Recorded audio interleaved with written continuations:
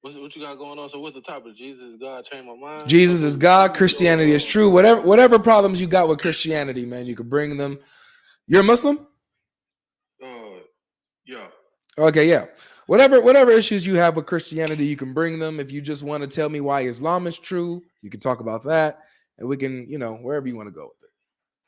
So, can you give me the reference where you had that said that Jesus is God? That Jesus claimed that himself. Can you give me the reference where he claimed it himself? Yeah. Where he claimed it. Where is that where he claimed it? Yeah, Revelation chapter 22, verse 13. Where he claimed it. Yeah. Like in the Gospels. Yeah. Revelation read how many years after that? It doesn't matter. It's him speaking. He was already gone. I mean, you talking about him leaving the earth doesn't mean he doesn't exist anymore. I beg to differ. Why? Do you believe when you die, or or when you go to heaven, for example? When you go to heaven, you're gonna not exist, or you just move to the next life, right?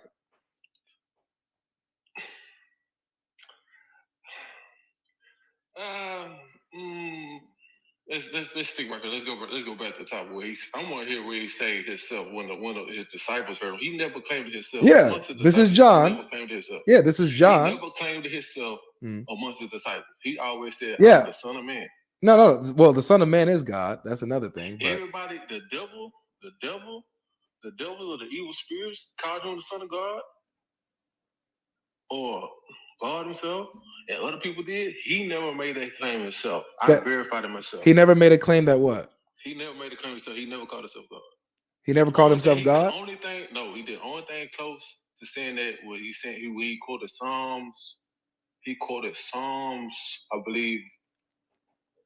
I don't want to lie. He quoted a song where it said, "Ye are gods." He quoted that. Okay, well, let's talk about this. Who's the first and the last? The Alpha and Omega, the beginning and the end. Okay. Who that? The Creator. That's right. I agree. The one that has no beginning, the one who has no end. Boom. Jesus says, "I am the Alpha and the Omega, the beginning and the end, the first and the last." It's Revelation 22:13. You keep going to Revelation. This Revelation was put in the Bible years after. No, it was in the scriptures, and it's been in the scriptures. By who? By the church father. When John had this vision, what was John at when he had this vision? He was on the island of Patmos. What's wrong with that? Okay, where is that at? But wait, what's wrong with that? Where is that at? Wait, why does that matter? He spoke with Jesus. I'm saying it's influenced by who? The same people who was in that region years. No, John had a vision, and Jesus visited him in a vision and told him who he was. What's the problem? He had a vision. We talking about a man who claimed he had the vision. A man who claimed he had the vision. All right. He's the only person who made this claim. Nobody else is verified. He's the only person who made this claim. I was waiting on you to. Nobody has verified. No worries. I was actually waiting on you to say that. You're a Muslim, right? Okay. I know where you finna go.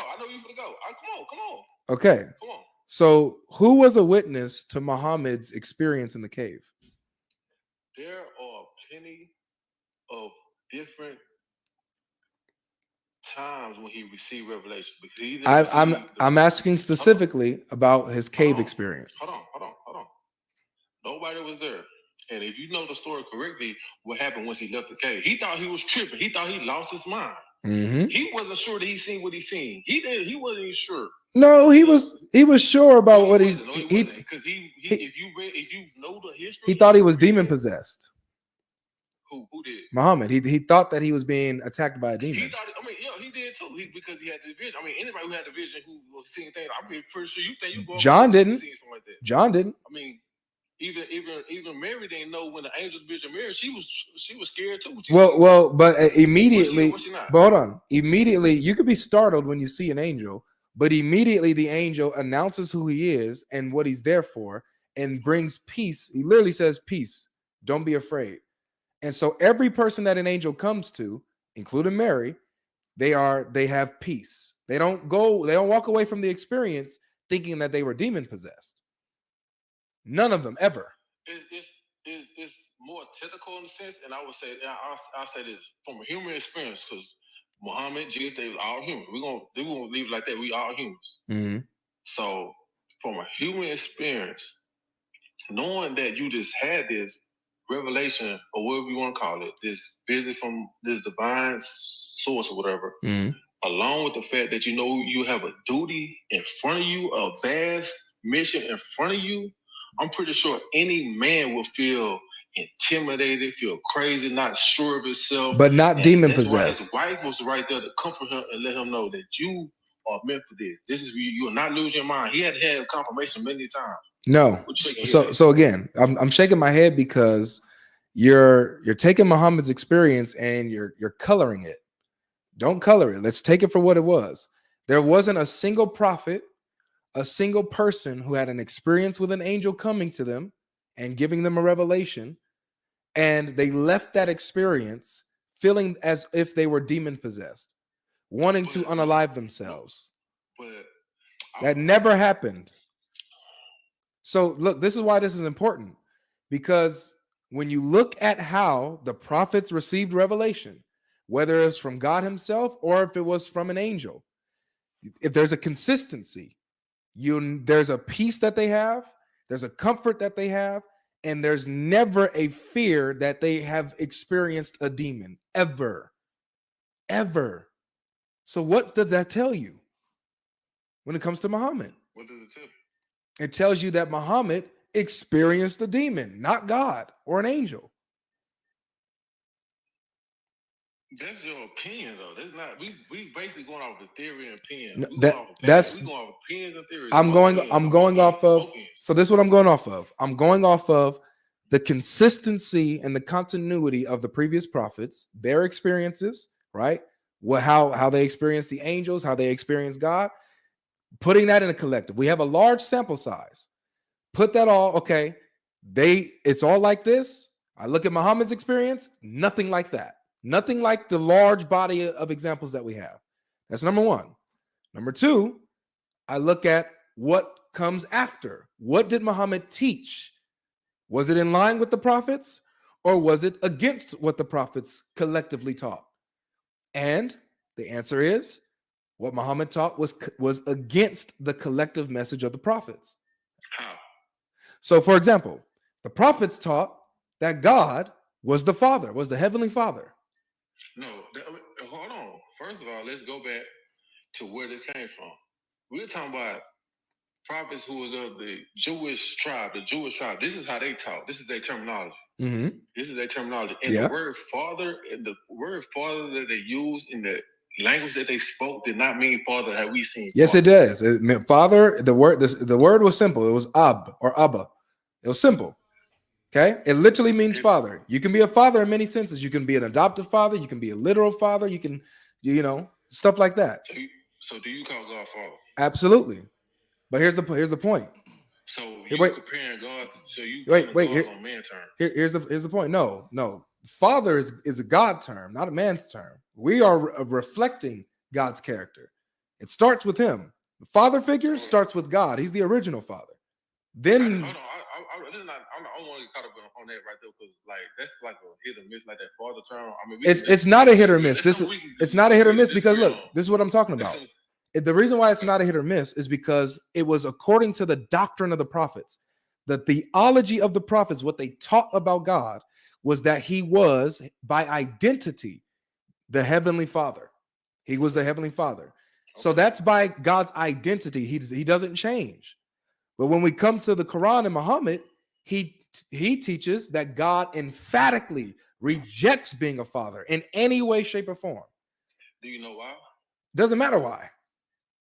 Why? What you mean? It doesn't matter why? Because I understand your belief. I understand that. But for me, I question everything. Mm-hmm. So I want to know why. So I question why myself. Like why? Because anything that in comparison that's comparing God to any type of human relationship or human form or human anything, is we draw a line between that. So God, when you say father, you call another man a father, so we don't call God. That's the only reason why, because you don't want to call a supreme being something that you can call another human. All right, I heard you.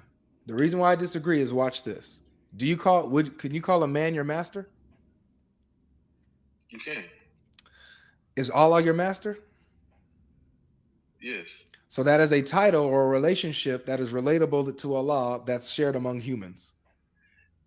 But the word, I mean, we talking English though. No, we're not talking English. We're talking like we speak. No, say master. I mean, no. You say master in English, since you gonna get that, you gonna get the same thing. But when you say mulk, you talking about a mastery that's on a level of ownership, mastery, and sovereignty. Doesn't matter. So, well, here's the point.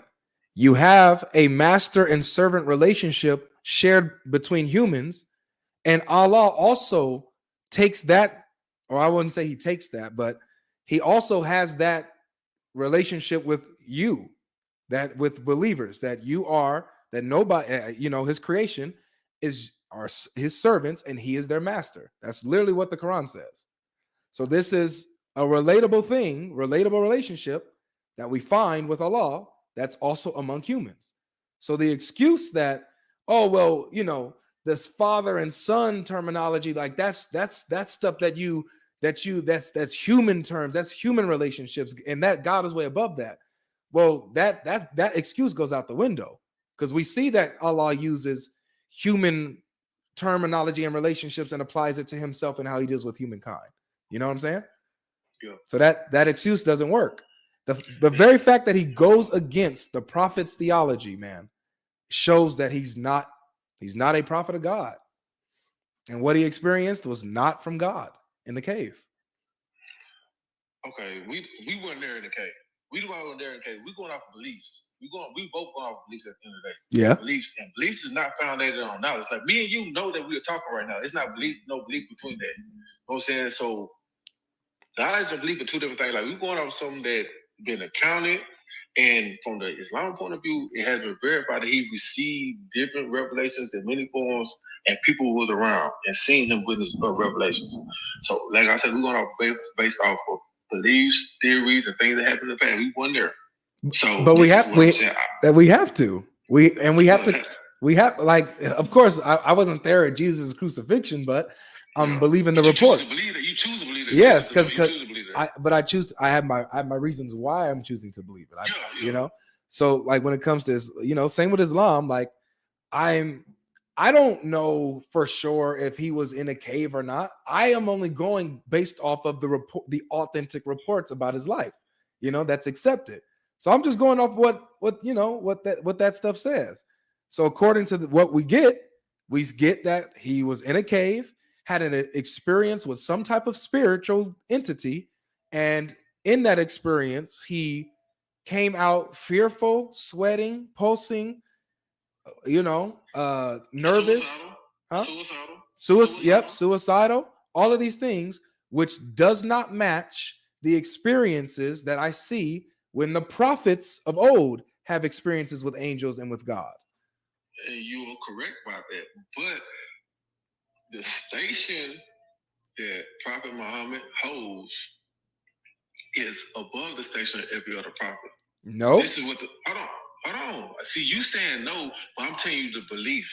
I'm not here to tell you this is this and this is that. I'm telling you the belief system itself, the what you call it, the creed itself. That's what I'm saying. I'm trying to help you with that because I know the creed. No, I don't need I'm like I say, we choose to believe what we want to believe. Like if I choose to believe that a black cat causes bad luck, I choose to believe that. That doesn't mean it causes bad luck. You see what I'm saying? Yes. You see what I'm saying? It's because I choose to believe that. Yeah.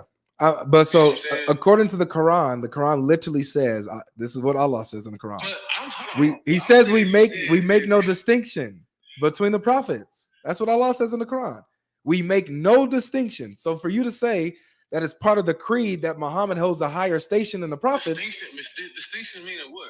Distinction meaning what? None of them are greater than the other. There's no difference. No, that's not the distinction that it's talking about. That's not the distinction that it's talking about, because it says there are 5 prophets that are high esteem, and Jesus Christ is the second one. The Quran doesn't say that. Yes, it does. It says his name 5 prophets of high esteem. Okay, where give me the verse. Jesus. I had to find it. I will find it. I mean, you want me to find it right now? Yeah. We got time. We chilling, man. Ain't no rush. We chilling. Like if you got a second device, go ahead and hop on the search, and I want to see that verse where it says there are 5 prophets of high esteem or anything in that like. All right, let me see if I find it for you. I'm telling you right now, man. I'm a sheikh, and I never seen that verse. You what? I'm a sheikh. Bro, I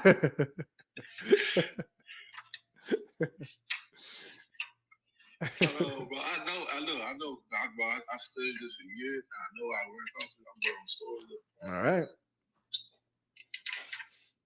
I'm going to an old book. Cause the name, I know who they are. That's the crazy part about it.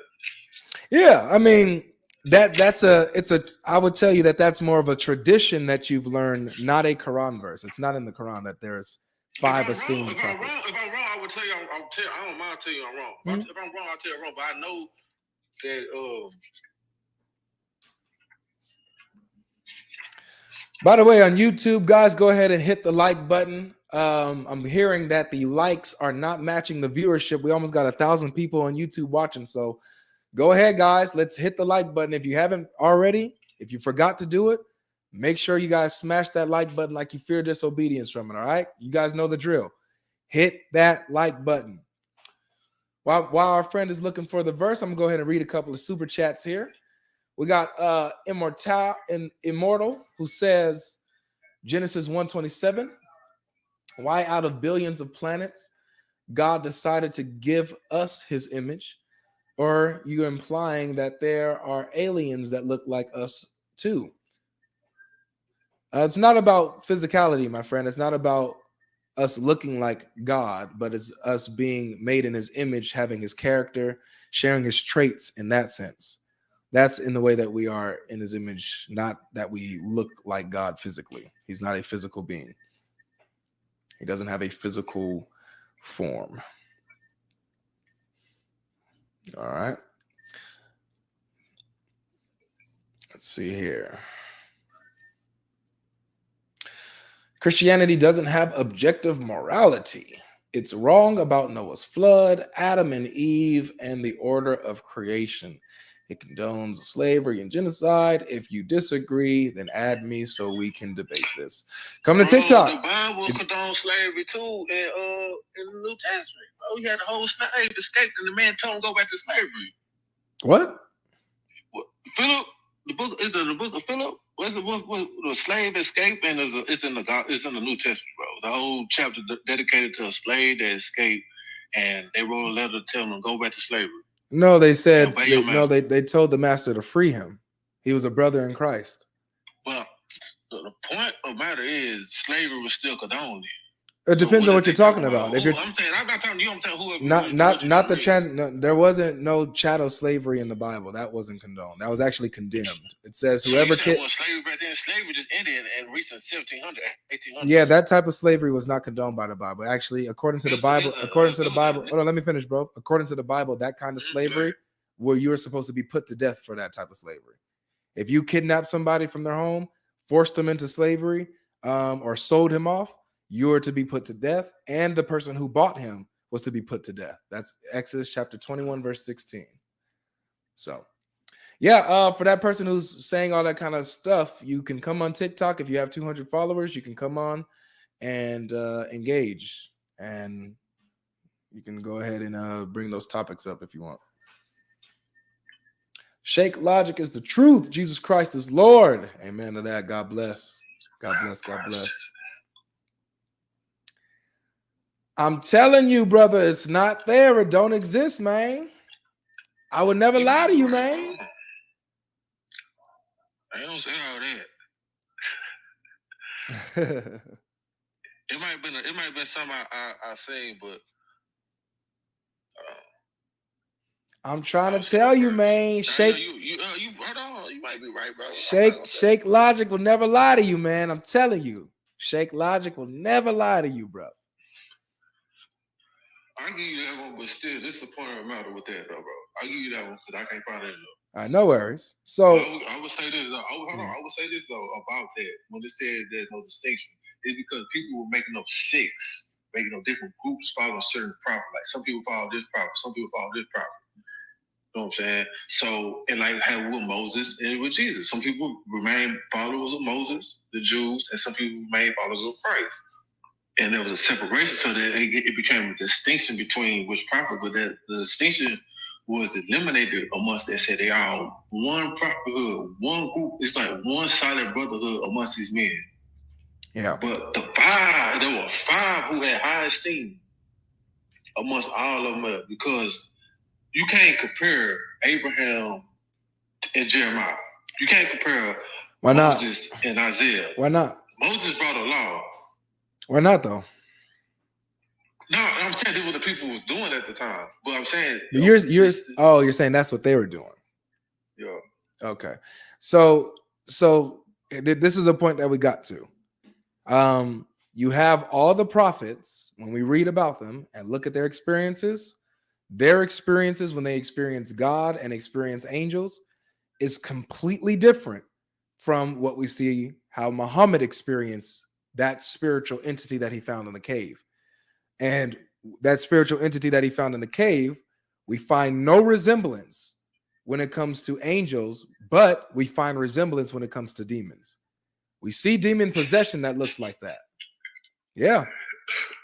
Bro, what you keep talking about these demons for, bro? Because he thought he was demon possessed. That's him, not me.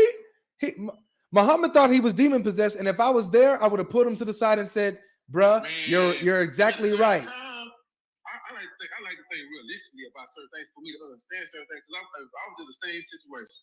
I'm in a cave by myself, and some pop up out of nowhere and scare the hell out of me. I might trip out too. Not just scared. Not just. He's a natural man. It's not just popping. No, dude. It's not just popping out of nowhere on you.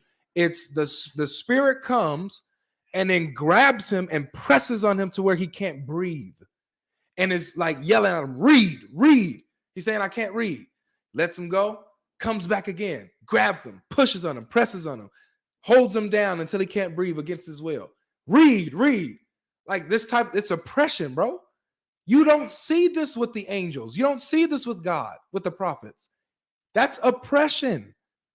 This is why he was fearful. This is why he thought he was suicide. This is why. You don't see this with the prophets, bro.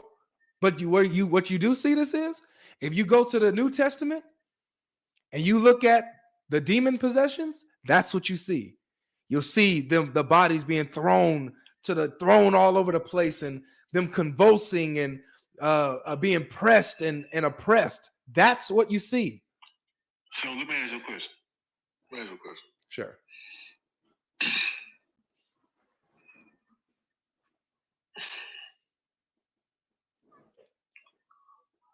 Because you're saying the demon possession stuff, right? So I'm trying to. What's your question, brother?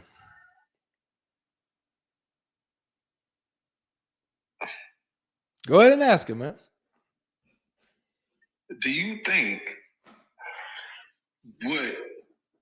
all right, you know a tree by the fruit it bears, right? Yes. So the fruit that came about from this tree, this man, because the tree and the fruit are symbolic to a man's deeds. So this tree being Muhammad and the fruit he brought, do you think there could be some type of demon involved in any of this? Absolutely. Hold on. So let's see. This religion that this man, I'm gonna call him a man, this man Muhammad brought, and over the years, what came about, the peace that it brought, over the years. Hold on.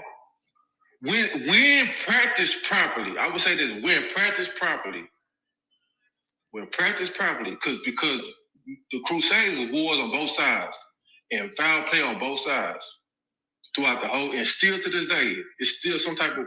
It's a little crusade. The Crusades were to stop the Muslims. It's racism in Christianity. It's probably no, there's not. No side is perfect. No side is perfect.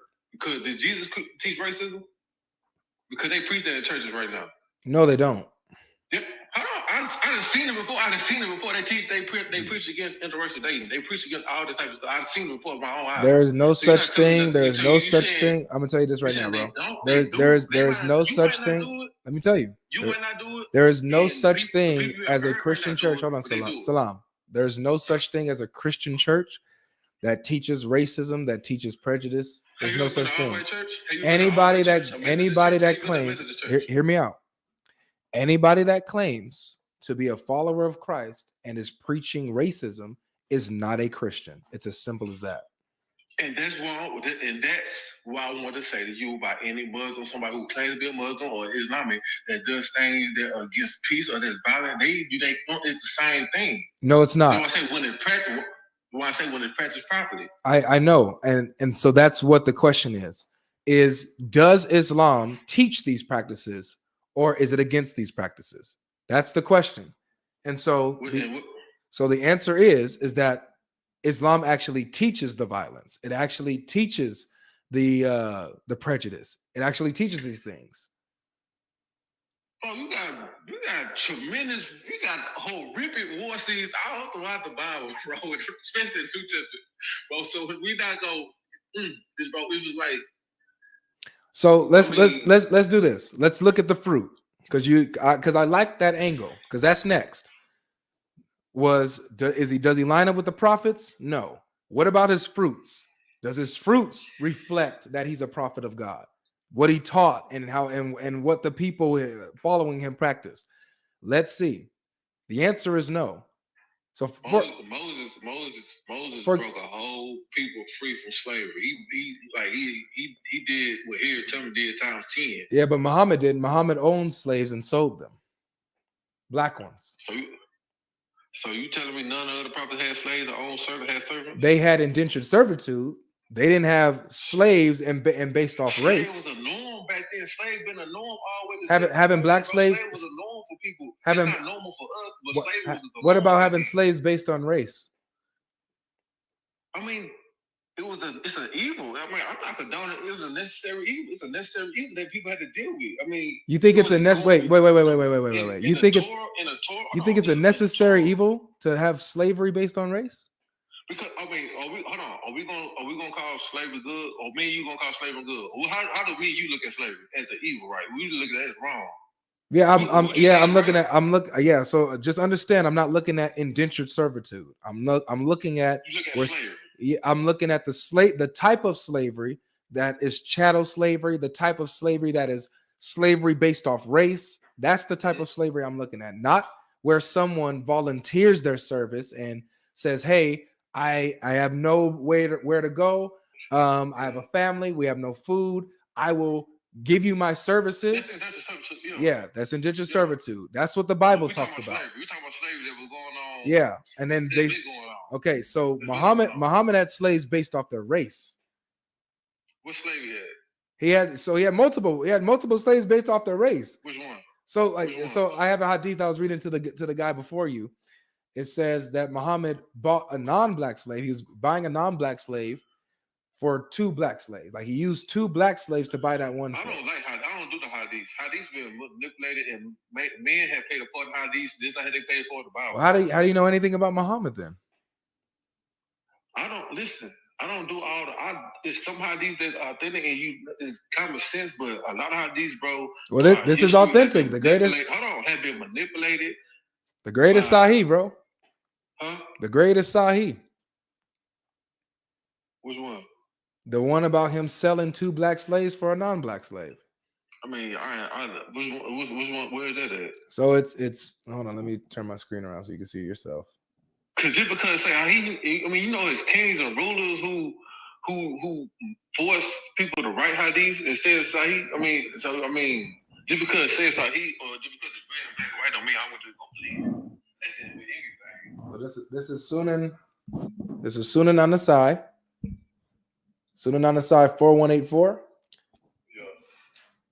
It says a slave came and pledged to the prophet to immigrate. And the prophet did not realize that he was a slave. Then his master came looking for him. The prophet said, "Sell him to me." And he bought him for 2 black slaves. Then he did not accept the pledge from anyone until he asked, "Is he a slave?" And the greatest Sahih, it's authentic. I see it, bro. I don't really too much. Man, look, I ain't gonna lie. You can hadiths are hit and miss me, bro. I ain't gonna lie to you, bro, because I didn't know the history of how kings and rulers and all this stuff force scholars and force people to write hadiths, bro. Yeah. So, like, I mean, I'm not saying that what you saying in the hadith is wrong. I'm just saying I'm against hadith against me, bro. Would you say like that right there, what we just read is wrong? Would you say that? I wouldn't say that. I mean, I would have to actually look at it and actually just sit there and study, like even with the Hebrew though. So it's like, but that don't even sound right because that sounds like something that goes against. Because with hadith, bro, like hadith, like how most people do it, like if you find one hadith that contradicts something else, like you disagree with the hadith.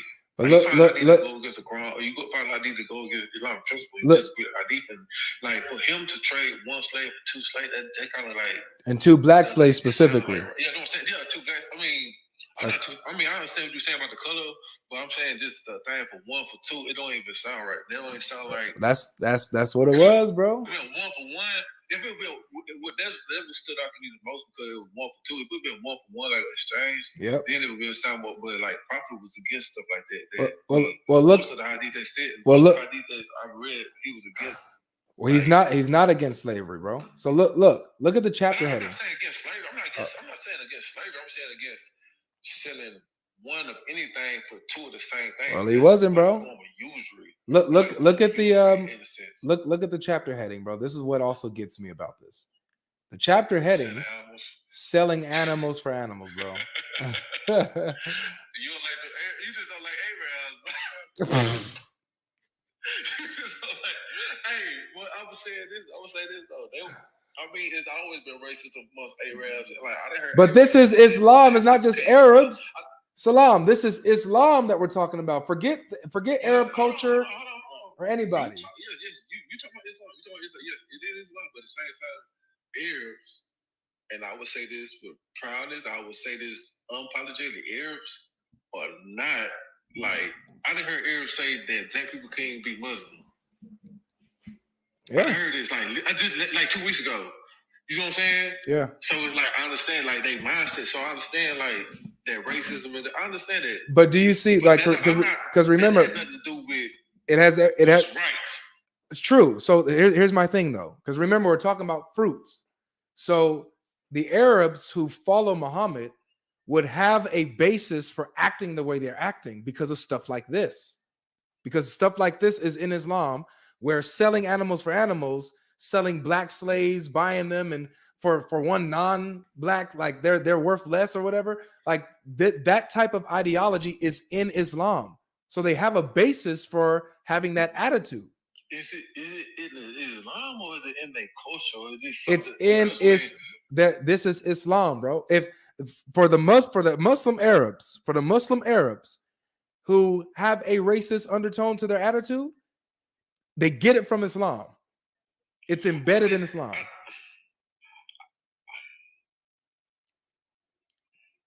I wouldn't say they get it from Islam because I don't want to say that. I don't want to say they get it from Islam. I don't want to use that particular word.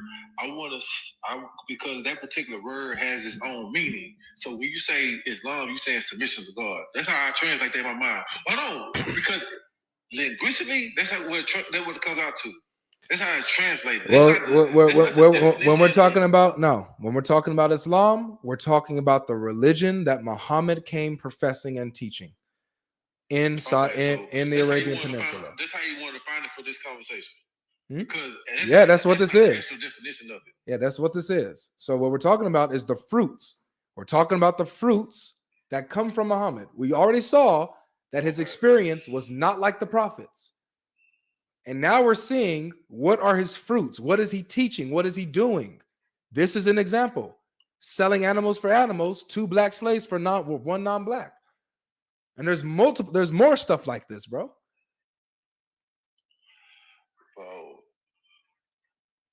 There's more stuff like this. This is what I can't. Like I say, bro, you put out a hot deep. I can't go off that. Like you said, I understand. All right, so what if we go to the Quran? We focus on something that me myself, if I would have seen it, I would have said something would have stuck out to me too. Yeah. I would have seen the hidden animals and seen that like, but I already know about the history of the Arabs, the history of the Arab slave trade. You just had the European slave trade. It was both the Europeans and the Arabs doing the same thing with two different religions to the same black people, the same thing. You see what I'm saying? So it's not the religious and now boy, it was the people themselves. Okay. So why if you're okay, so if that's the case, then why is Muhammad doing this? If it's not part of the religion, why is Muhammad doing and acting like this? I don't think he did that.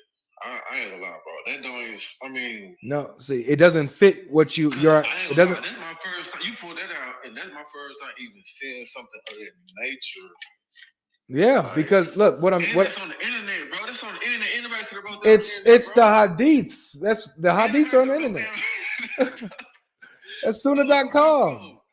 That's in the books. That's in the books, bro. I'm gonna give me an old book. Get an old book. Get an old Sunan Ibn Majah book. Get an old Jamiat Tirmidhi hadith book. I'm gonna get the water out, bro. Get in the books. Because they don't even. But I'm gonna show you. I'm gonna show you more things than this. Well, I see you the other day, and the whole thing we would be talking about Jesus. God, you still ain't told me what Jesus said. Oh man, I did tell you. You just rejected it. I did tell you. You just rejected it. And Matthew, Mark, Luke, John. What did Jesus say? He was I can show you those places too, but right now we're at a good place right now. I don't want our John on Islands of Patmos. You know what I'm saying? I won't. Right now we're at a good place, man. You know, we're at a good place. I want to show you in the Quran it's racist too. The same stuff. What? I'm gonna show you the same thing in the Quran.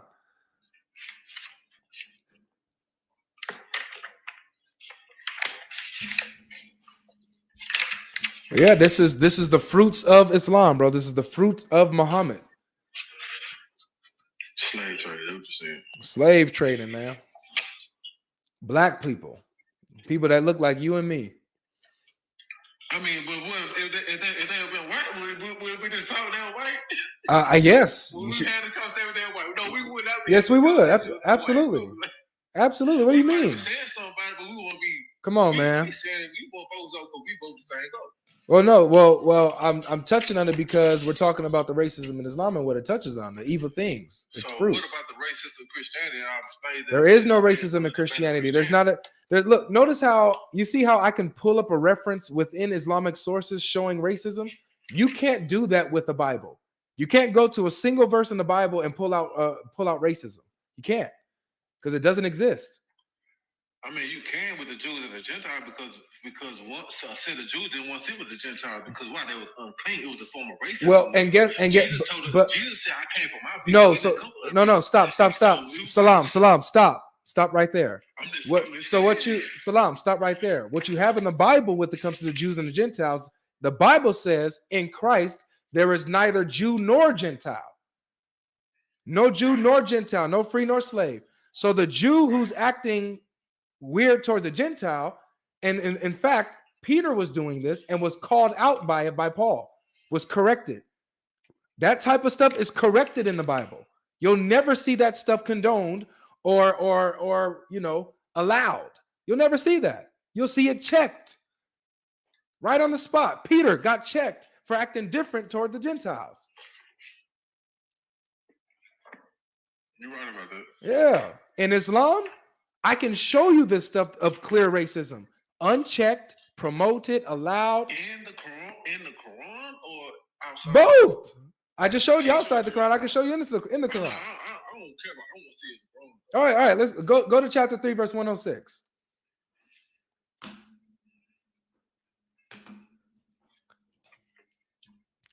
Chapter 3, verse 106.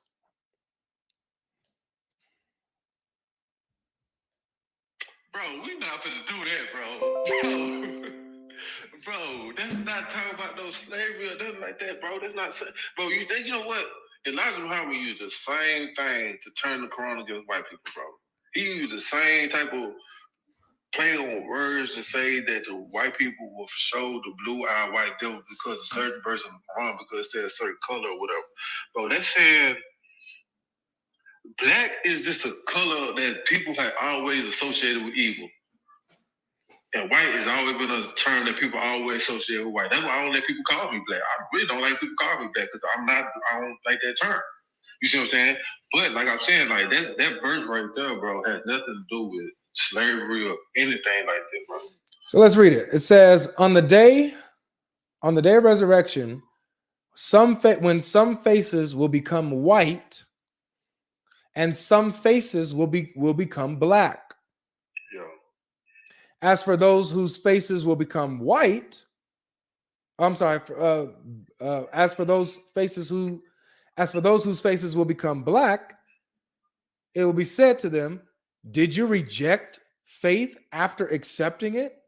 Then taste the torment for rejecting faith. That's what happens when, you're going to return black. And as for those faces that will become white, they will be in Allah's mercy. Therein they shall dwell forever. Man, stop, bro. That's not what and if not, you're gonna be turned black. I see what you're saying. I see what you're saying and what you're getting at, but I don't get that when I read that because I'm looking at the Arabic. I don't see that because it's talking about a whole different sense. Like you would have to actually go deeper to the Arabic itself and pull out its meaning. Like because the English translation is weak. Okay. So let me show you now the background of this. I want to show you, man, that we don't make this stuff up, man. So even in the Quran, it says that people's faces will be turned white and they're going to heaven, and then people will be turned black and they're going to hell. Wow. But hey, that's you gotta dive deep into the Arabic, I guess, to really because really parse that out. Your identity. What you associate black with? I don't have my Arabic dictionary here. I just realized that. Yeah, the word is black. It's black and white. Black is associated with what? Black in the English dictionary, what you get black? You gonna see evil. You gonna see dark. It's the same thing. So why you can call yourself black? Not in the Bible. So you call yourself the same thing. Not in the Bible. I'm just saying, so why you stand with? Let me show you. Let me show you something. I know you said you don't like hadith, but I have to show you this. Come on. I have to show you this. Just because we're on that, that part, that subject there. So I have to show you this, okay? Okay.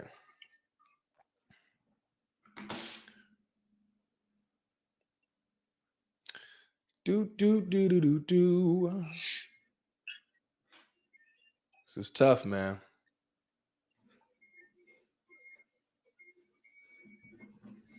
There's no way that I could be Muslim with this stuff. There's no way in the world.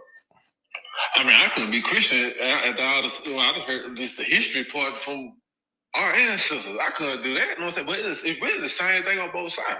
Do you understand? Do you understand the difference between? Because I think that you actually started off explaining this. The difference between what the religion actually teaches, and what bad people do. So both sides. Yeah. So bad people doing things in Christianity that goes against the Bible, they're not Christians. Even if they claim they are, they're not Christians. And woe to them. You can't find what they do taught in the Bible. That's my point. Like the Oklahoma City bomber, the one who bombed Oklahoma back in the 90s. Yeah. So name of Christ. Yeah, none of that is in the Bible. The Bible is emphatically against that. But in Islam, I'm showing you that this stuff is in Islam. It's in the teachings of Islam. It's not that there's bad Muslims who are going against the religion, and all that. No, they are in. This is what is taught in Islam. That's what I'm showing you. It's a huge difference. Slavery. So would you have if you could have a slave? Would you have a slave right now? If I could have a maid to clean my house, absolutely.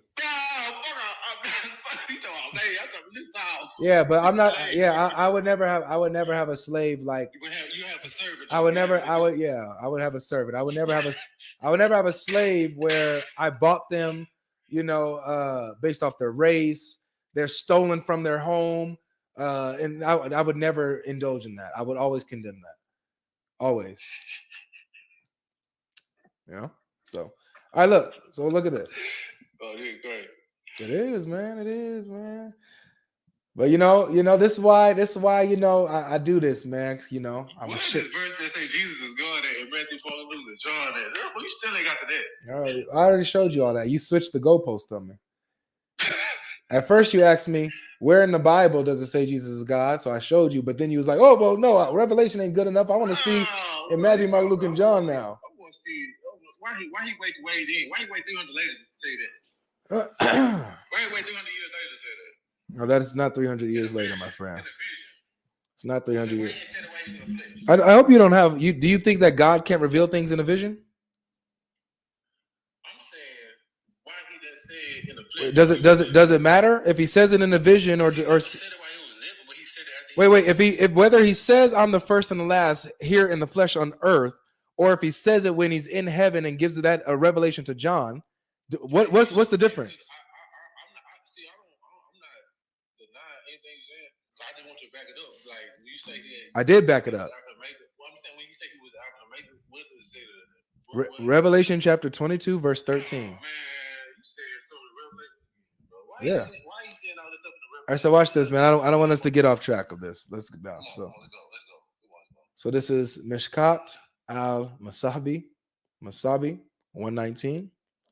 It's also transmitted in Jamiat Tirmidhi and stuff like that. So this is what it says, bro. It says, Abu Dawud reported, God's messenger is saying, God created Adam when he created him and struck his right shoulder and brought forth his offspring white like small ants. And he struck his left shoulder and brought forth his offspring black as though they were charcoal. Then he said to the party on his right side, to the white offspring, to paradise, and I do not care. And he said to the party in his left shoulder, the black ones, to hell, and I do not care. Similar to what we just saw in the Quran. This is talking about just straight up offspring created this way. They're created white, created black. Whites go to heaven. Black people go to hell. This is literally race.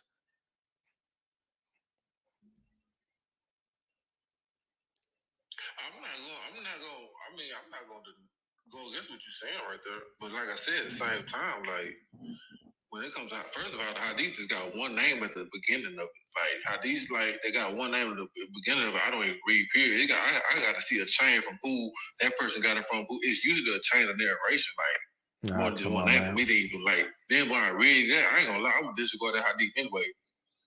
And I had that right to. You know what I'm saying? Like I'm like, man, this sounds like some racist ass shit.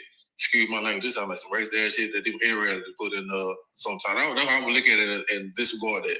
But that's not what it is. They've done it through our history. It's not what it is, bro. This isn't. I didn't know that. What you mean? That's not what it is. That's what I'm gonna take it as. Like, well, you know what I'm saying? Because they've done that through our history. This is Islam, bro. This is Islam. This is Islam. Yeah, it's not. It's not racist Arabs who's trying to. And maybe it is, but this is Islam bro, at the end of the day. Like I would say this. You can say Islam because it's in the books or whatever, and it's being promoted and it's being taught because it's in ID books, so people are being taught this stuff. Mm-hmm. But is it pure and authentic Islam in its true essence? No, yes. It's not. That's not Islam because I'm gonna say that's not Islam. I'm like, man, what the? I'm gonna look at you crazy. Somebody will tell me, I'm like, man, that don't even sound right. So because that hadith don't even sound right. It don't even go against. It don't even sound right. First of all, it's a story about something that happened at the beginning of time, supposedly, that nobody was there. You see what I'm saying? So it sounds like some fairy tale story anyway that somebody said Muhammad said. You see what I'm saying? That's what I'm saying. Like, don't even sound right. Well, this is what Like the same conversation. Look, the same conversation I'm telling you. This is what it is, man. Another Muslim this. I would tell Muslims the same thing. I'm not. I would stand for a whole bunch of college Muslims the same thing. But this is what it is, bro. Like this is what I'm saying. Like I can show you, like I can show you the Quran. I can show you these hadiths. What I'm showing you is that this is in the Islamic sources. This is what is taught in the Islamic sources. You know what I'm saying? So if people, it does make it Islamic. Because I can put out things in Christianity different. It depends what denomination want to go. No, if you pull out something in the Bible, that's Christianity. I'm talking about stuff outside the Bible. Like you just put something outside the Quran that's being taught in Christianity. Dude. Oh my goodness, the hadith. Let me ask: do you believe that hadith and how many times a day do you pray? You get that from the hadith. You know that, right? No, you get that from Quran. It's in the Quran. It tells you time. It said the rise of the sun, the setting of the sun. It says it gives you 5 times. It gives you 5 times. Show me where it mentions 5 prayers.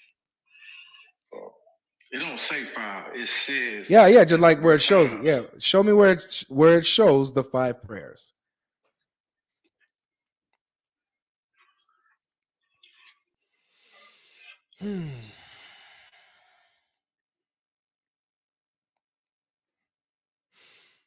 You know, there's only so much I can do, man. All I can do is just show you the stuff, and then you do what you want after. You can either duck your head under the sand and ignore it and say this ain't the Islam that I know and love, so I may just ignore this stuff, or you can see what Islam actually teaches, reject it, and come out of that darkness. But all I can do is just show you, man.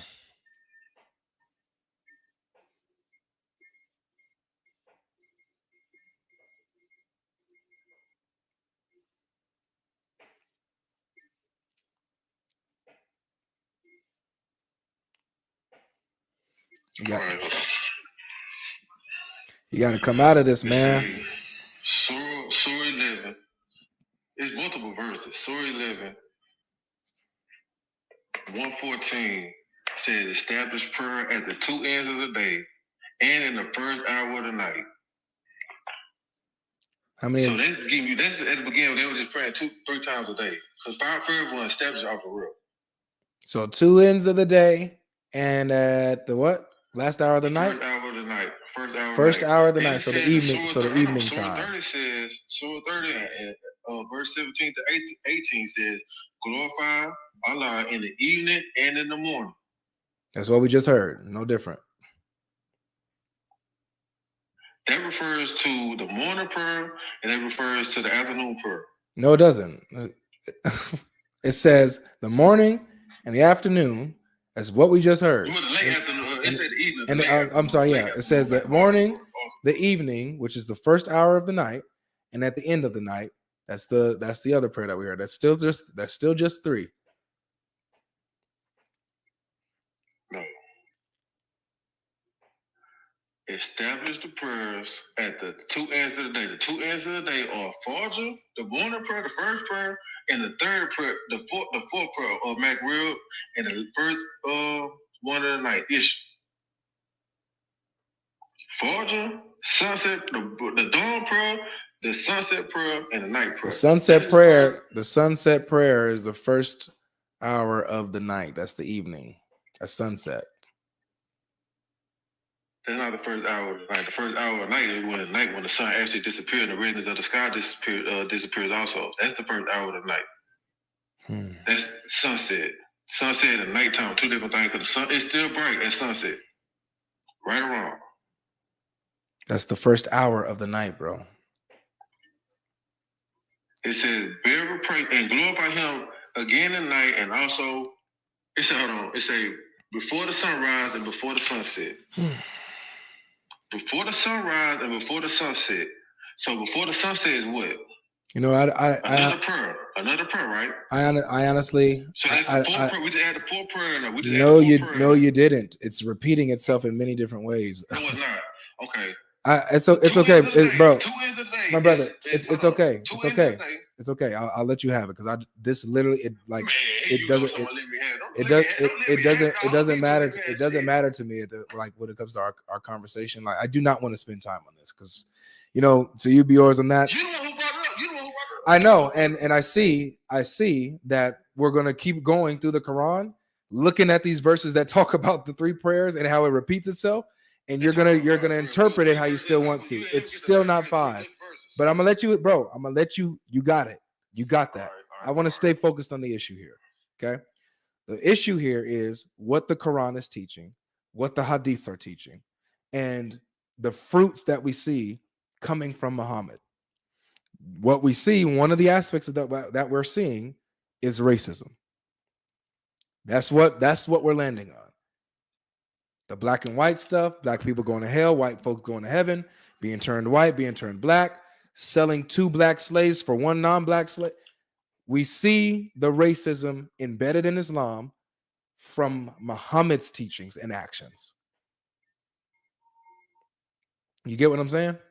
I understand what you're saying. I understand what you're coming from. I understand exactly where you come from. Okay. But does it make it right? Me, I don't think.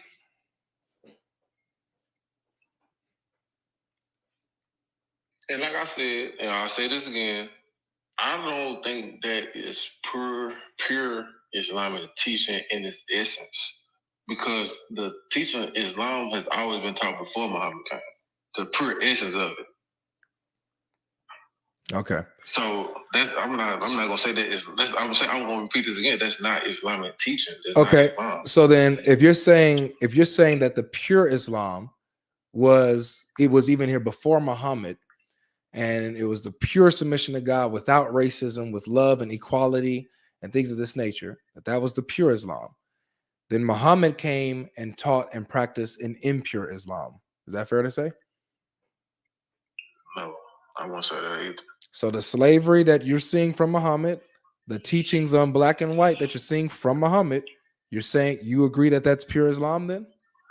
I don't think that's pure. That's not pure Islam. I don't think Muhammad taught it.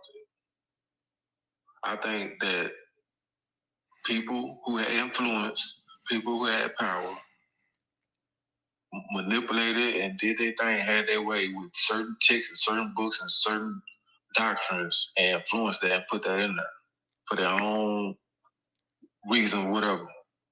That's what I think. That's my belief. That's why because it don't make sense because that's not pure Islamic teaching. That's what I'm saying. Yeah. And for somebody to hold those for a person, whether they're Muslim or not, I think that those birth hadiths that you just showed me are true and authentic. Like I call them a fool too. I'm gonna ask you one more thing. How do you feel about grown men sleeping with little girls? Little girls, like you talking about? Oh man, look, I don't think, and I read different sources, different age groups, and I know what you always forget at with his young wife and stuff like that. I don't know. I done seen one say that she was 9. I seen one that said she was 13. And one said that there's not a single hadith that says she was 13. Not a single one. I didn't read hadith said how old she was to you. I just seen what people basically would guesstimate her age. Got it. So yeah, just to be clear, every hadith is the same. She was 6 or 7 when he married her. But it's consistent that she was 9 when he consummated the marriage with her. But that's not what I really was asking you. But going on with that, what do you think about that? About Muhammad sleeping with Aisha at her age? What do you think about that? I mean, if today's standard, that's wrong. But back then, that was perfectly normal for anybody of any cultural race. And in Africa, that was normal. In Uganda, that was normal. Does it make normal. In Arab culture, that was normal. Does it make it right? Does it make it right if it's normal? No, it don't. Okay, so I was standing against it. I'm standing against it. I'm on the same side. Like I would say that's wrong, but I'm saying in those times that was perfectly normal for everybody in every race and every culture. I disagree, but even if that was the case, yeah, that's not true. Go get your encyclopedia and look at the hold on, because that's not even the issue right now. Let's say that that's true. That doesn't make it right, correct? Yeah, you're right. Right. So then Muhammad is still doing something wrong, even if it's normal, right? I mean, we called it wrong now. They didn't call it wrong then. Who cares if who called it wrong? It's either wrong or it's not. I mean, I'm pretty sure everybody. I mean, a lot of people was in. Then nobody speak up against it back then. There wasn't nobody. It wasn't looked down upon back then. See what I'm saying? See now, okay, like it's like hold on. It's like this nowadays. Like it's either it's wrong or it's not, bro. Is homosexuality wrong? Huh? Is homosexuality wrong? Yeah. Well, we can't talk about that here because TikTok. How about this? Let's talk about this. Okay, fornication is wrong. What? Is fornication wrong? Yes. Okay. And fornication was wrong all the way up to the 1930s in American history. It used to be a criminal punishment for fornication and adultery in America on these lands all the way up to the 1930s. Okay. Because it was deemed wrong by most people. But now, me and you still look at it wrong, but in everybody else's eyes. I don't care about everybody else's eyes. Is it still wrong or not? This is what I'm saying. Me and you, bro, we right here with this. We like right here. But I'm not. I need you to understand, Salam. I'm not asking about opinion. I'm asking about a truth. Is it right or wrong? Is it right? Is it wrong? I'm saying it's wrong. I'm saying it's wrong. I said okay. Even if more people say no, it's okay. It's still wrong, right? In our eyes, yeah. No. I'm not asking about in our eyes. In our modern eyes. I'm not asking. Here it is again. If Salam, I'm not asking about our opinion. I'm not asking about our favorite flavor of ice cream. In our eyes, in your eyes, strawberry is good. In my eyes, it's chocolate. That's not. Relative. Yeah, I'm not asking about is morality relative or is it objective? It depends where you live. It depends how you were brought up. It depends on your environment. So you're saying that morality is relative. Is there ever a time where grape sleeping with someone against their will? Is there ever a time in any culture where that is okay? No, that's not. I mean, I agree with you 100%. Well, so even if it was lawful in a culture, I'm back here. I'm back. Even if it was lawful pertaining to a particular culture and time, and they was like, yeah, it's okay, it's perfectly lawful. That entire culture would be wrong, correct? Say you talking about America right now. I'm just saying. Like, so they would be wrong, correct? I mean, in our eyes, yeah. No, would they be wrong? Yes or no? Whether, let's say, in my eyes, it was okay. Would they be wrong? Yes or no? You're right. You are wrong. Okay, so regardless of if it's in my eyes, regardless of the time frame, regardless of the culture, grape, forcing yourself sexually on another human being is wrong, period. Doesn't matter the culture, doesn't matter the religion, doesn't matter the time. It's objectively wrong, regardless of our opinion. Yeah, you're right. Good. So morality is objective. It's not based on how you feel or I feel. Issue is situation. You talking about rape though? You talking about rape though? Of course, anybody gonna say that's wrong because you force somebody against their will. You take away their free will. It's not consensual. Okay, so now I'm asking you this now. So now I'm asking you this. For a grown man, listen, Salam. Let's translate now this issue. For a grown man to have sexual relations with a child, is that ever okay? Not to me, no. So then Muhammad was wrong when he did it, correct? If that was the case, was he wrong when he did it? And why did nobody else speak up on it? Okay, that's just an argument of silence. We don't know if people did it. Just answer the question. Because it was a no. I told you, I gave you my answer. So Muhammad was wrong. Because in our eyes, that's wrong. Because now, if we would have grew up in that culture, we wouldn't be saying it's wrong, though. Does that make it okay? Why are we backtracking? Does that make it okay? If you lived in that time, and it was normal in your culture, does that make it okay for a grown man to sleep with a kid? It was normal in Jesus' time to kill kids who disrespected their. Can you answer the question? No, that's not about kids. That's about young adults who understand the law, who know right from wrong. It's not about kids. So now, please stop trying to change it. Stop trying to change it. Salam.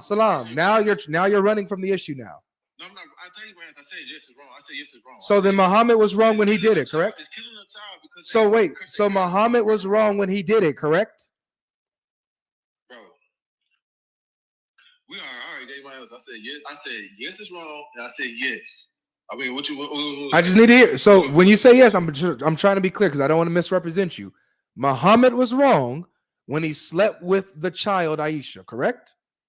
If that happened, if it did happen, yes. Well, that's what the text says. So it did happen. I mean, I just seen multiple verdicts. It's the debate about the age. There's no debate about the age. There's no debate about the age. Because nobody was there. Okay, let's see. Let's see. We weren't there. You weren't there. I hear you. I hear you. I hear you. I hear you. We reading a book. We weren't there. I hear you. Let's see if there was a debate about the age. You're right. Let's see if there was a debate about the age. Let's see. Let's see if we find one source that says she wasn't 9 when he slept with her. Let's just see. Okay. Here's the first source. Sahih Bukhari. Here's the first source. Narrated. Oh, shoot. This is narrated by Aisha herself. Do you think that she knew her own age or no? Bro, Aisha got over 5,000 hadiths. You think that woman had 5,000 hadiths for real life, bro? Do you think that she knew her own age? Come on, let's go. Okay, so Aisha, she's 9 years, 6 years. The Prophet married her when she was 6 years old, and he consummated his marriage when she was 9 years old. That's one source. Okay, if she narrated her hadith, why is it talking to the second person? That's what I'm saying. It's talking to the second person, but she narrated her hadith. Well, third person. Do you want it in first person? I can get it for you in first person. I'm saying that's the second person. Here's another one. Sahih Bukhari 5158. The Prophet narrated Urwa. The Prophet wrote the marriage contract with Aisha while she was 6 years old and consummated his marriage with her when she was 9. And she remained with him for 9 years. Who is this? Who is that? That's one of the companions. I'm gonna ask Sheikh that. I'm gonna ask Imam that. I'm gonna ask good. Because you just named one person, bro. It's like, who is that person? All right, here it goes again. Sahih Bukhari. Here's another one. Weak hadiths, bro. What do you mean weak? This is Sahih. Bro, I'm saying weak in my translation, like weak, like bro. That's some BS, like. Notice how all right. Here's Aisha here. You wanted first person. Here's Aisha. Narrated Aisha. The Messenger of Allah married me when I was 7 years old. The narrator Suleiman said, or 6 years. He had intercourse with me when I was 9 years old. I'm not even gonna lie to y'all in the comments, bro. Ain't nobody paying attention to y'all. Me and bro on a whole different level right now. Just focus on me. Forget the comment section. Do you see how Aisha's speaking in first person now? Okay. So she says that he consummated the marriage. He had intercourse. Excuse me. She says he had intercourse with me when I was 9 years old. Wow. Why did she? Was she bleeding then? No. Back then, if a person was bleeding, they would have sex. That's everybody. That's bro, you think? Do you think this? Adult when they start bleeding. Do you think this is okay, bro?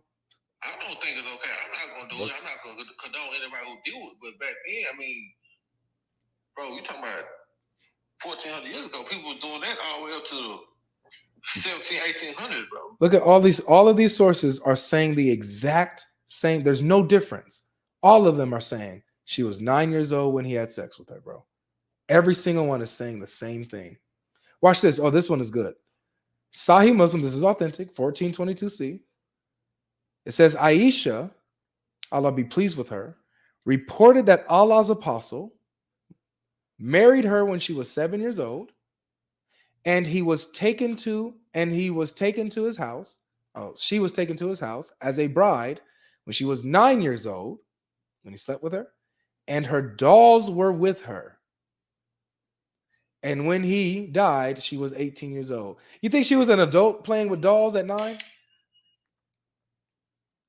Bro, she was playing with dolls, bro. Bro, I'm saying adult meaning like when a person reaches puberty, bro. When a person reaches puberty, they're able to have kids. They consider that doesn't make a person an adult, man. Like how we think of adult, I'm saying like if she bleeds, she breed, huh? If she bleeds, she breed. That's how it was back then. No, it wasn't, bro. Everywhere, bro. In Africa, everywhere, bro. What you talking about, bro? Yeah, you study history. I study history abroad, bro. That's how it was everywhere. Who cares about what other people were doing? We're talking about a prophet. Everybody was wrong. I'm saying everybody wrong. Good. So the prophet was wrong. I'm pretty sure, man. Just because we don't know the history, so guess. All right, I got you. I got you. You trying to point out flaws and all this. Now let me ask you this, bro. Let me ask you this. Because you know that this is still going on in certain countries, right? In certain Islamic countries. Yeah, that shit going on right across the border in Mexico. What you talking about? Right. That shit going on here. So for these people, for these people, the Muslims who do this, they have a basis for doing it, right? Because their prophet did it. So as Muslims, they're saying, well, this is okay in Islam. It's okay to do this. Our prophet did it. He's the best example. Our prophet did it, so this is okay. So you drink wine? So you drink alcohol? You drink? Yeah, I drink alcohol. Okay. Yeah. Why? Because Jesus turned water to wine? Jesus turned water to wine. Jesus drank. It's all of that. All right. Okay. Well, let's not run away from the issue. No, I ain't running away. I'm just trying to make sure. Okay. So in Islam, it is okay to sleep with young girls. This is taught in Islam because your prophet, these are the fruits of your prophet, bro. All right, no, you know what? I'm gonna ask somebody about that. I'm gonna do me a survey of people who sleep with a 9-year-old amongst Muslims. I'm gonna go ask a whole bunch of Muslims this weekend where they sleep with a 9-year-old. I'm gonna get their answers. I'm gonna come back with you. You see what I'm saying? Because that's an interesting topic, though. That's an interesting topic. I'm gonna go ask some people. Just out the blue about that. Now, sure. Now, do you want to see that the Quran actually teaches and says this is okay too? Man, come on. Please. I got you. Remember you said, well, you know, they were doing it before like when they hit puberty, you know, that's, you know, they were seen as adults, right? I mean, that's how, I'm going to show you that the Quran taught that it was okay even before they hit puberty. That's what I'm going to show you. That's what I'm going to show you, bro. And if you stay in the religion after this, I don't know what to tell you, man.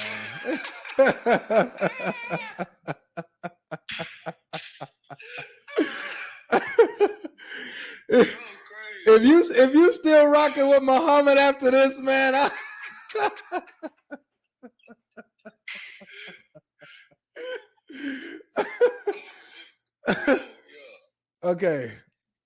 Okay, let me just see if I can zoom in on this real quick. Let's see if I can zoom in. Hold on, man. If you stay after this, man, there's a problem, man. I don't know what to tell you, man. There's a problem. All right. Hold on. Let me, that's not how I want it. Okay. This is the best I'm going to get.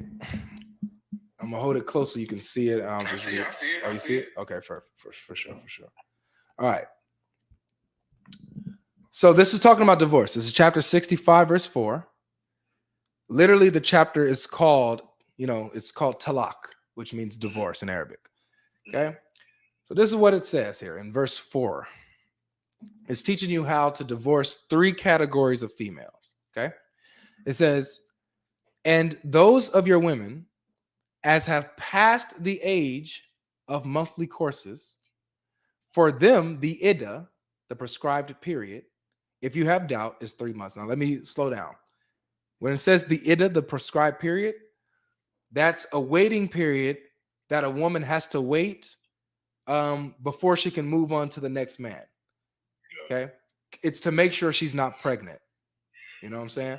So that's why they're checking, like, for a woman who's past her menstruation, like menopause, so she's past the age of monthly courses, so she doesn't get periods, and you slept with her, she was your wife, you're divorcing her, and you're unsure if she might be pregnant, she's not getting periods to let you know, then her waiting period is 3 months to make sure she's not pregnant. Okay, make sense? Yeah.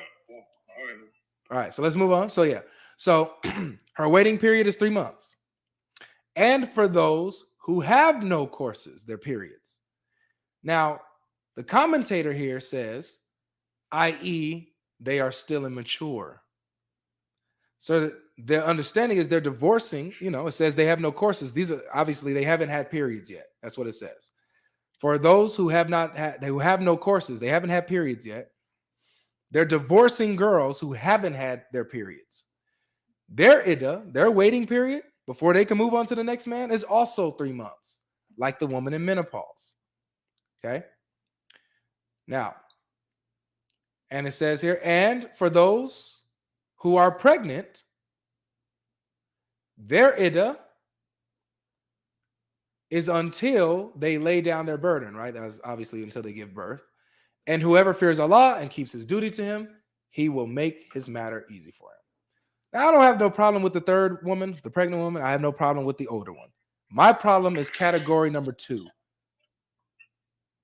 The females, they're divorcing who have not had their periods. The ones who are immature. I see what you're saying. Now, it gets worse because I want you to realize this, because we're not just talking about marriage contracts. Oh, they married them, but maybe they didn't consummate the marriage. Nah.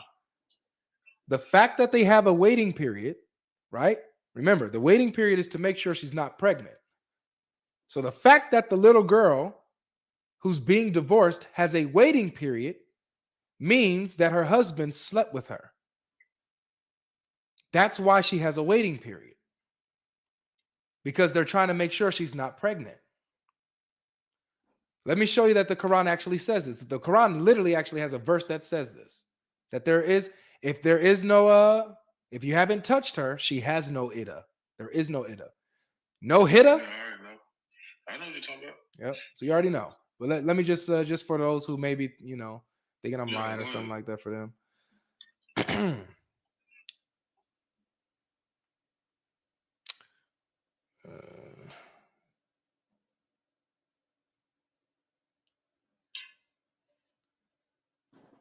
Am I tripping? Oh, it's 49. My bad. There we go.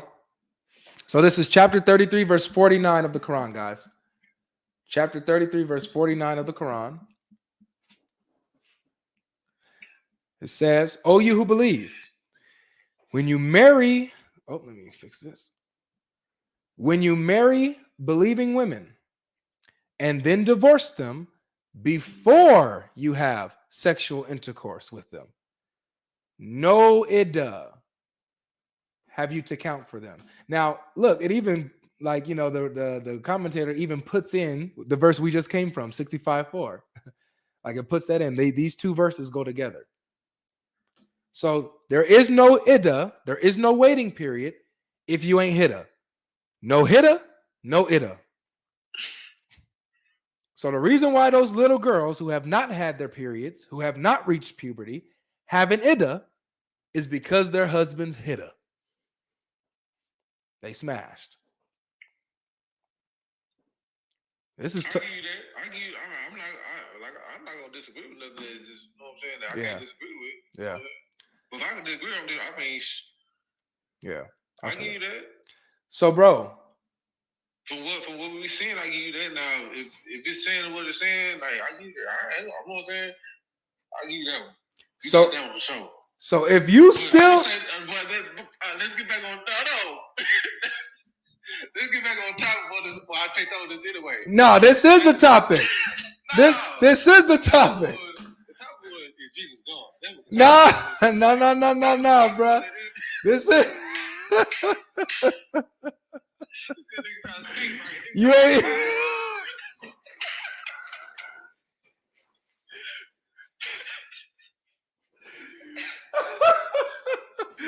You ain't about to is Jesus God your way out of this one, man. He trying to is Jesus God your way out of it. Salam, bro, you are funny, man. That's what. I know. Now, since you gave me that one, now I took that on chin. Bro, I took that one on chin. I'm gonna do like this, man. Hold on now. Okay. Well, Luke 18:18. That's why I won't go for you. That's fine and all. But look, before we go to the Bible, and I want to, because I want to be fair, I want you to bring up your objections to the Bible and deal with it, because you're dealing with Islam. I want to deal with the Bible. So we'll do that. But first, I gotta hear you, man. What's up, bro? I gotta hear you, man. What's up? Well, you know I would say that wrong, bro. You know I would say that outline, bro. This thing, no, come on. So with this being in what you consider the word of God, and you know that this is wrong, you know that this can't be from God, right? I mean, I'm gonna say this in all confidence, bro. With the Bible and the Quran, bro, throughout history, bro, I know that man had played a part in the original. And how can I say this? Twisting up and messing with the originality of both texts, bro. So I don't know. I'm not saying, look, that right there was kind of like, man, hold on, long ass. So I don't know, like, I mean, I took that one on chin, bro. I don't want you to just take it out on the chin. I'm calling people up about that one more. I ain't gonna lie to you. Like, they could have kind of threw me for. I ain't never seen that in that light like that, bro. I'm right there. So I don't just want you to take it on the chin, man. Like this, you know, if you watch me, bro, I don't do this for got you points. I don't care about that. I care about truth and understanding. I don't want you to just be like, yeah, you know what, you got me on this. I want you to have the conviction and understanding that this cannot possibly be the word of God. It can't. Not teaching this stuff. Remember, we was talking about the fruits. What did we go over? The consistency. Muhammad is not in line with how God reveals his message, with how the angels and God come experienced prophets, come to the prophets, different from how Muhammad. I ain't trying to cut you off. I'm getting a call right now. I gotta go for real. You better. Oh man. I'll bring that to the cross of only right now. Man. Man. Bro, hey, this was a good conversation though, bro. I like this, bro. Man. Luke 18:18, bro. Luke 18:18. Man. Bro. Hey, I give you a kudos, bro. Y'all follow, bro. Give him his likes and stuff, bro. Send bro some roses, bro. But at the same time, bro, I'm gonna just stay where I stand there for right now. Do my little research. I think like, what? After that? Bro, leave this religion. Get out of there, man. I'm gonna be back on here, bro. I'm gonna mess with you, though, bro. I gotta go right now. So. All right. Peace, bro. Appreciate it, bro. All right, peace.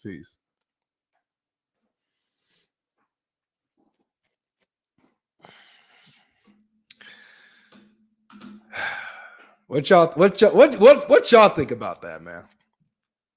Y'all tell me what y'all think about this. What y'all think, man? Woo. What y'all think about this? I just pray, even if I don't talk to him again, I pray that the Holy Spirit pricks at his heart, man. And I mean, tug on it. I mean, I pray that the Holy Spirit, doesn't allow him to sleep comfortably and convicts him